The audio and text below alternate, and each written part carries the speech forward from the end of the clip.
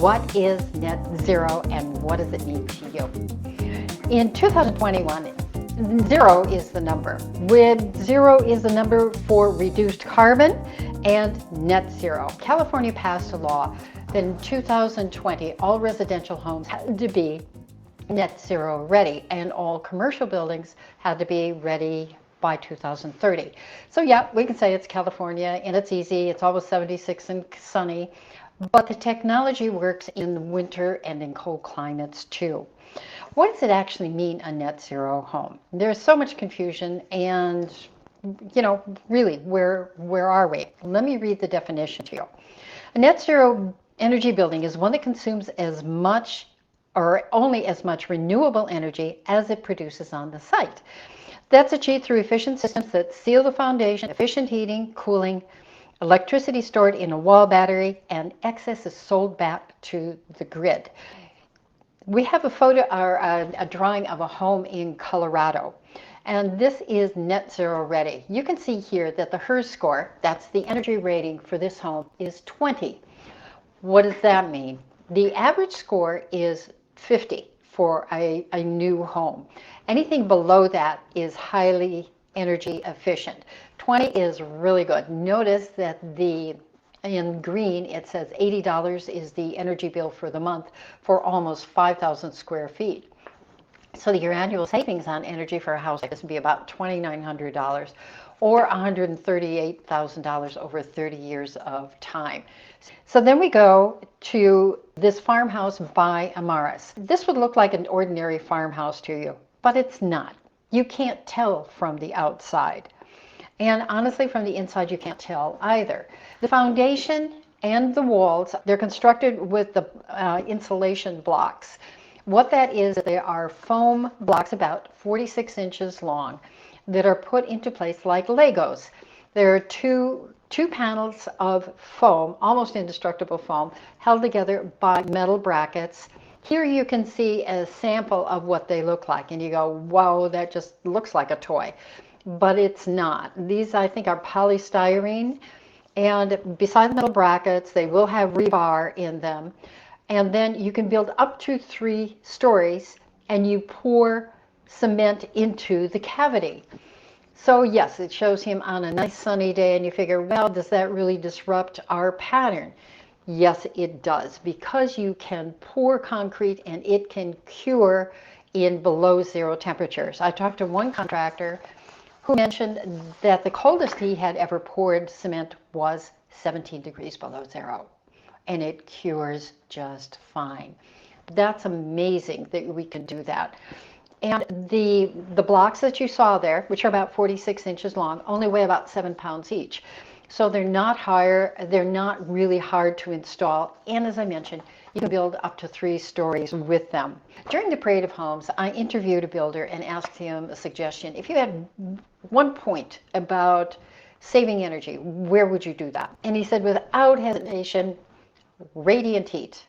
Where's radiant heat? Tell me about that. Show me. So we went into the basement. They beautifully polished floors. It was beautifully finished. And what it is, think about the old 1900s homes where you had radiators. And you had a boiler downstairs that heated the water. It shot it up the pipes, and you hear clank, clank, clank, clank as the water and the bubbles go through it. But the radiator radiated out the heat to heat the room. This is the same concept, except it's under the top layer of the foundation. So you can see here you have water lines. These little red tubes carry water, and the water is heated. It has its own system, and it also has insulation under it. Obviously, you don't want to lose heat to the underside of the house. You want it all to come up. So there is insulation that puts the heat back up. The cement is laid over that, and it radiates, it warms the house from the bottom up. So we figure, well, how does this happen? Actually, it has its own system.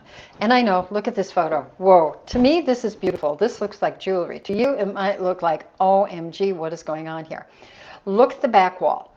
And at the bottom by the floor, you will see a series, like a manifold of red tubes. Those are PEX tubes that carry hot water out to under the surface of the basement floor. And that whole panel up there is a control panel on how you can heat radiant heat. So you can turn it off, you can turn it on, you can regulate how hot you want that. Where else can you use radiant heat besides the basement? A lot of people love warm kitchen floors. In the bathroom, for example, do you know you can heat just the shower stall? So when you step in to take a hot shower, your feet are toasty warm. Or you can do the whole bathroom. You know, on those cold February mornings, you slosh over. I know you got your slippers on, but if you step on the bathroom floor, ooh, it's cold. Warm bathroom floors, make your day. Where else can you use it? How about the garage? If you have really nice cars you want to protect, it might be worth it to consider radiant heat, maybe at 50 degrees, just to keep the car, the base of the car, warm and defrosted. Driveways, walkways, commercial uses are endless. I've seen commercial buildings that will have radiant heat on the walkways between buildings, or there's an apartment complex that keeps a jacuzzi available all year long outside, and all of the walkways around that are heated with radiant heat. So when you get out of the jacuzzi, you don't freeze your feet. So think about it, it is another alternative. When you have radiant heat heating the basement and the heat going up, you actually save a lot from the furnace. The furnace works much less, and you can actually have a smaller furnace. So we're entering a new phase of high-tech, high energy efficiency, and sustainability. I do have an illustration of how all of that works. If you'd like a copy, just send me a text or an email and I'd be glad to send it over to you. It shows all of the elements, and this by no means covers all of the elements that go into net zero. But even if you're not building new and you have an older home and want to either retrofit or just want to make your home efficient, there are a lot of ways to do that. It's affordable, maybe a little more expensive on the upside, but over the life of the home, it does pay for itself in less than 40 years. You'll see the savings over maybe 5 to 10 years. So thank you so much for watching. Thanks for tuning in. Please check in. Love to hear your comments. What would you like to hear about? We will be talking more about the solar, about net zero, about passive homes, sustainability, about even modular building, factory built walls. There's a lot of changing, there's a lot of disruption coming, so stay tuned and love to be in touch with you.